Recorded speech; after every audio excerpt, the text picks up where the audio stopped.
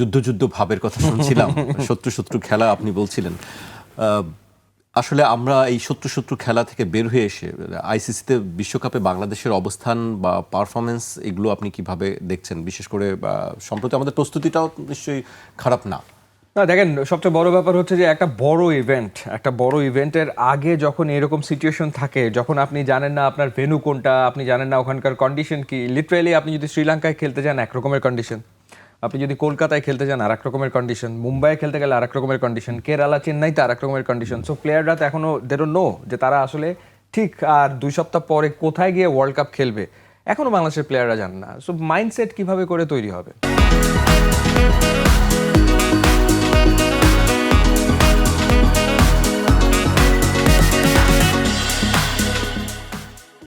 So অন্য টিমগুলো যেভাবে করে প্রিপারেশন নেয়, বাংলাদেশ তো সেভাবে প্রিপারেশন নিতে পারছে না বাস্তবতা। যদিও বিপিএল চলছে, বিপিএলে আমাদের ন্যাশনাল টিমের প্লেয়াররা খেলছে, কিন্তু ক্রিকেট আপনার যদি 50% হয়ে থাকে স্কিলের খেলা, 50% তো মাইন্ডসেট।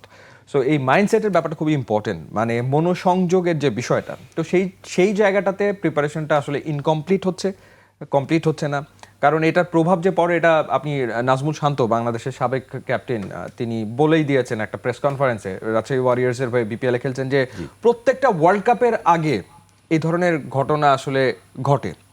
কিছুদিন ধরে এমনটা কিন্তু আসলে হচ্ছে। You remember last India one day world কাপের আগে যখন তামিম ইকবাল দল থেকে সরে যায়, সো সেটা নিয়ে সারা দেশে কি একটা অবস্থা তৈরি হয়েছিল।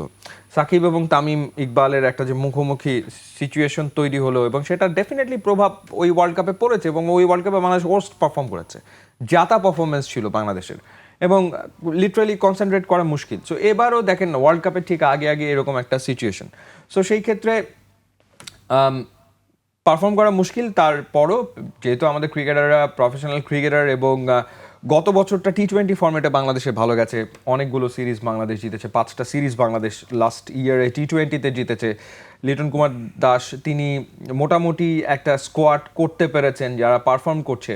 সো সেই ক্ষেত্রে let's hope for the best, সে বাংলাদেশ ভালো খেলবে, অন্তত লাস্ট টি20 ওয়ার্ল্ড কাপে বাংলাদেশ যেমন খেলেছে তার চেয়ে আরও বেটার খেলবে এবার, সেটাই আসলে বিপিএল নিশ্চয়ই এক্ষেত্রে সহায়ক হবে কি মনে হয় আপনার কাছে? বিপিএল তো চলমান। এখন দেখেন বিষয়টা হচ্ছে যে বিপিএলটা চলমান না, বিপিএল তো ঘটনা ছাড়া কোনো বিপিএল আমরা করতে পারিনি। মানে বিপিএলও আমাদের একটা ফেইলিয়ার টুর্নামেন্টই, কারণ বিপিএল তার সেই জায়গায় তো পৌঁছতে পারেনি। এবারও কি আপনি সেটা মনে করছেন? তো এবার আপনার কি হলো, এবার ধরেন যে চট্টগ্রাম রয়্যালস প্রথমে এই ফ্র্যাঞ্চাইজিটা দেয়া হলো যে গ্রুপটাকে, ট্রায়াঙ্গেল সার্ভিস নামের যে গ্রুপটা তারা নিল, ঠিক বিপিএল শুরুর একদিন আগে গিয়ে তারা বলল যে স্যারেন্ডার, আমরা পারছি না, মানে তাদের ফিনান্সিয়াল স্ট্রেংথ নাই একটা ফ্র্যাঞ্চাইজি টুর্নামেন্ট, মানে ফ্র্যাঞ্চাইজি টিম চালানোর মতো। একদম ঠিক আগের দিন এই ঘটনাটা ঘটলো, অথচ বিপিএল গভর্নিং কাউন্সিল দেখে শুনে বিচার বিশ্লেষণ করে, তারপর কি বলে চার্টার্ড অ্যাকাউন্টেন্ট দিয়ে সব কাগজপত্র পরীক্ষা নিরীক্ষা করে ফিনান্সিয়াল স্ট্রেংথ বিবেচনা করে তারপরে দল দিল। বাস্তবতা হচ্ছে টুর্নামেন্ট শুরুর একদিন আগে তারা নাই, আমরা আর পাচ্ছি না, তারা সরে গেল। এই যে ঘটনাটা ঘটলো, তো তারপরে সেটা বিসিবি টেক ওভার করেছে, বিসিবি টেক ওভার করে তারপরে তারা গিয়েছে। এখনও অনেকগুলো ঘটনা তো চলমান, যেমন হচ্ছে ঢাকা ক্যাপিটালস টিম, তারা বড় ধরনের অভিযোগ করেছে যে আকসু দিয়ে তাদেরকে হ্যারাস করা হচ্ছে।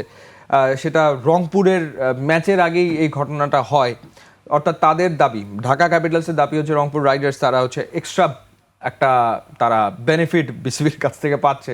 সো এইগুলো নিয়েই আমাদের বিপিএল।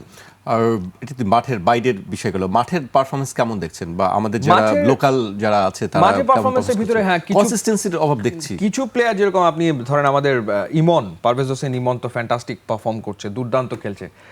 যদিও ওয়ার্ল্ড কাপ স্কোয়াডে নেই, নাজমুল শান্ত ভালো পারফর্ম করছে, পারভেজ হোসেন ইমন ভালো, তানজিদ তামিম গতকালকে একটা চমৎকার ইনিংস খেলেছে। বোলারদের ভেতরে আমাদের বোলাররা সবাই ভালো করছে, মুস্তাফিজ থেকে শুরু করে নাসুম আহমেদ দুর্দান্ত করছে, কিংবা নতুন ইয়াংস্টার রিপন মন্ডলকে দেখলাম, সে খুব ভালো করছে। সো ওভারঅল আমাদের প্লেয়াররা খারাপ করছে না, মোটামুটি তারা খেলার ভেতরে আছে, খেলছে, খেলার ভেতরে আছে। এক্সট্রা অর্ডিনারি ওইরকম পারফরমেন্স হয়তো নাই, বাট একেবারে যে খারাপ করছে তা না।